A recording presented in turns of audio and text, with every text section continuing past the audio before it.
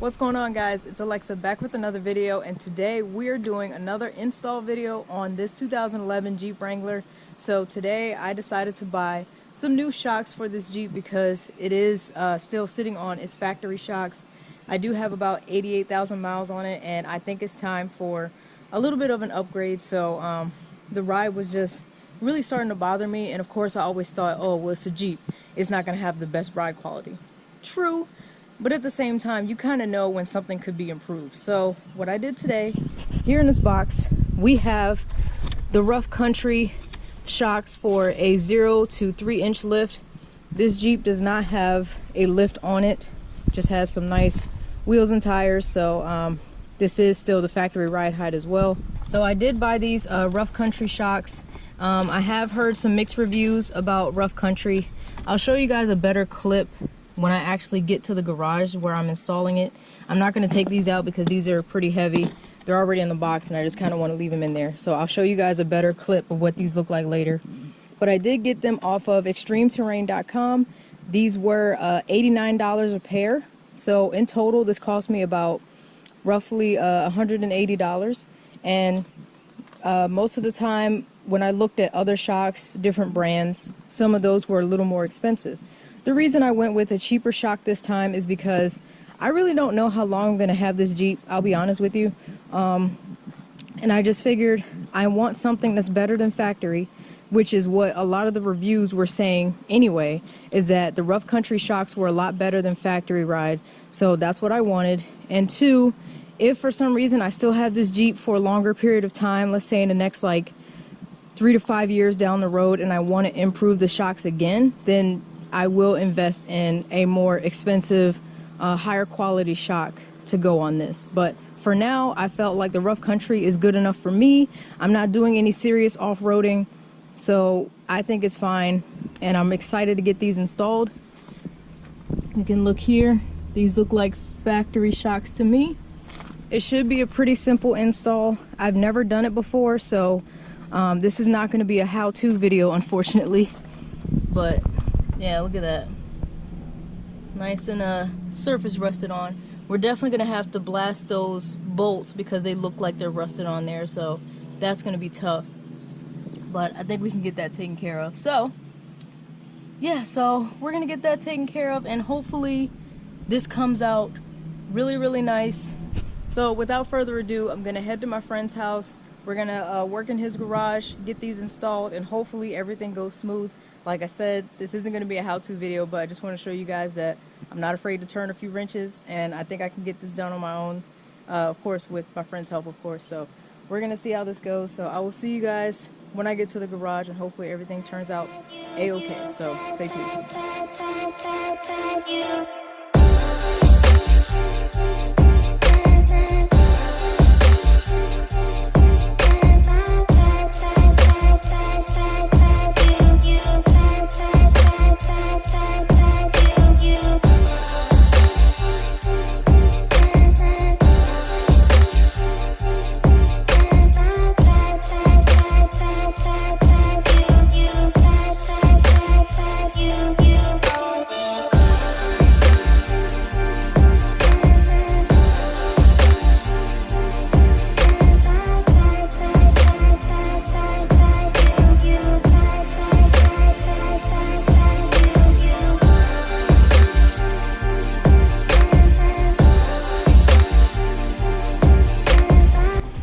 Gonna remove the tires just to make everything easier to access. I already sprayed these down with PB Blaster, and we're gonna let that soak for just a few minutes. But here's a look. Rough Country premium shock absorber. I believe this one looks like for the front. No, these are both for the rear. I'm pretty sure these are the front, so I got them in a pair. These should be the front. I'll open these up in a second. And these. So once we let the PB Blaster finish soaking, we'll go ahead and get started on removing some of those rusted bolts.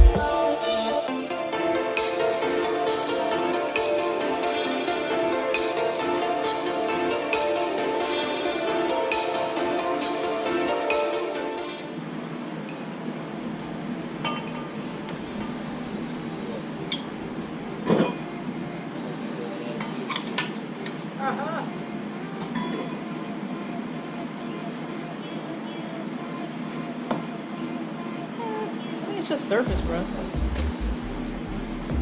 Got the boot. Das Boot. See how bad it is.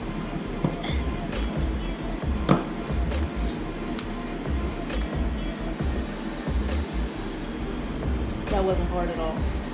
Well, you'll know when you compare it to your other one. Where it's supposed to be.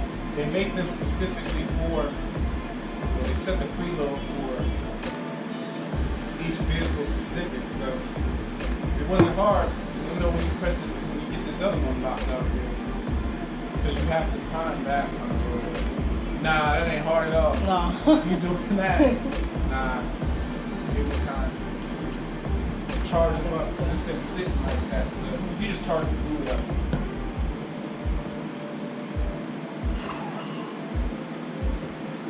Actually,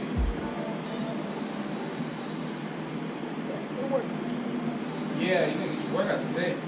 It's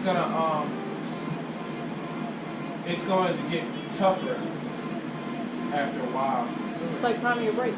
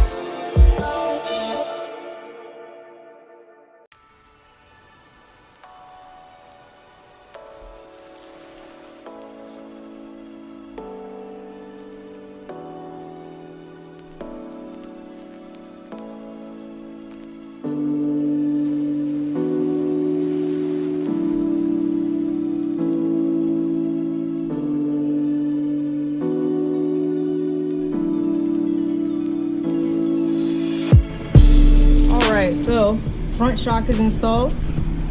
All we had to do was get an 18mm socket, loosen this bolt up, take out the old shock, loosen up this top bolt in between here, put on the new one. We pumped it a few times to make sure it was primed, good to go.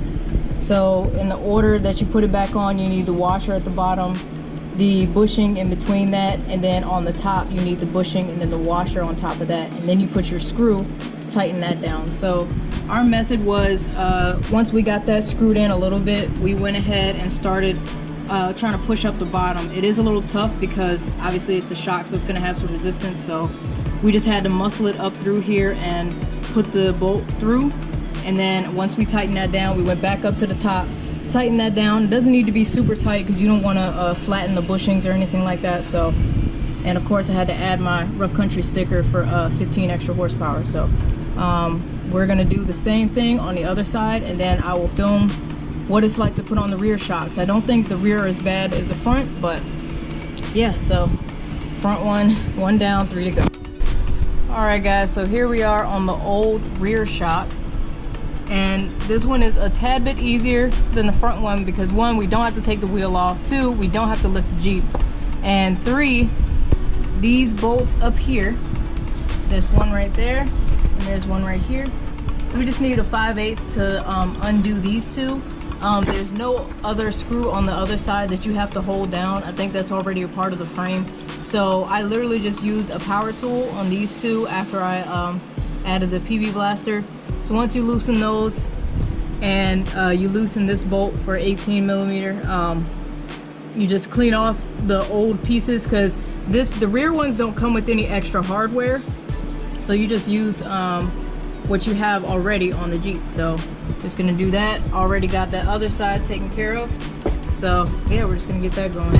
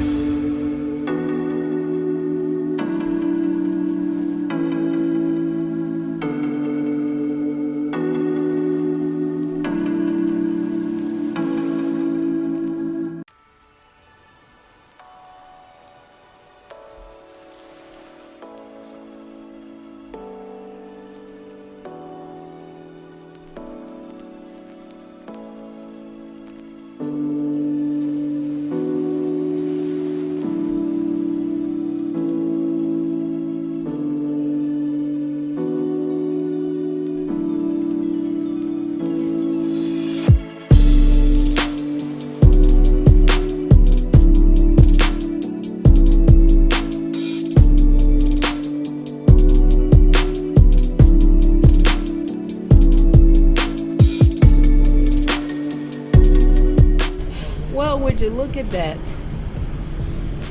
Nice, lovely shock. So of course, final thing to do is to test to see how much better they feel. So I'll get with you guys in just a second.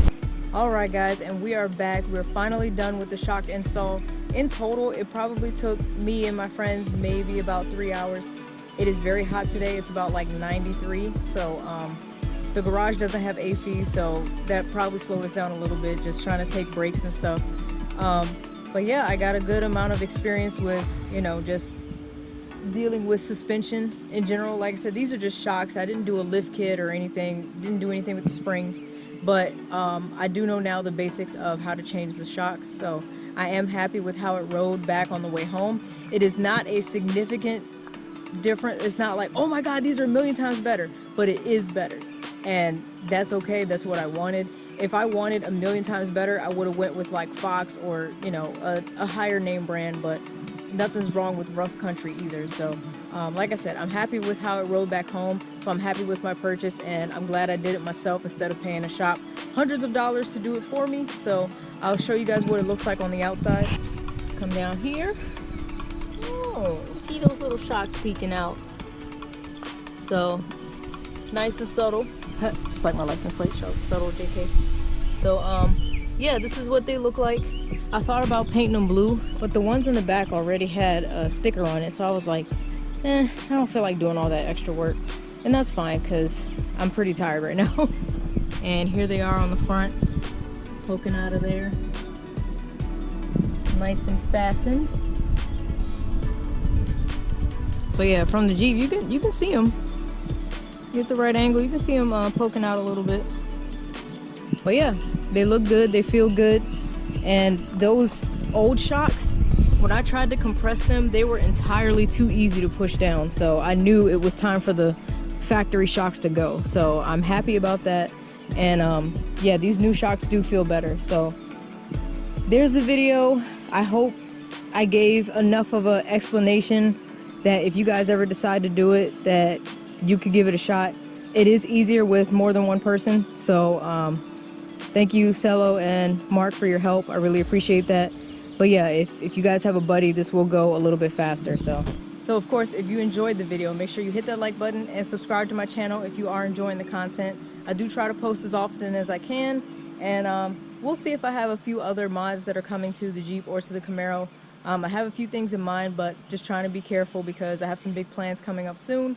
So just trying to budget wisely, which is why I went with the more affordable shock brand, Rough Country. So let me know if you guys have any experience with Rough Country shocks on any of your vehicles, trucks, Jeeps, whatever. Let me know how you guys feel about Rough Country. So thank you guys for watching, and I will see you guys next time. Take care.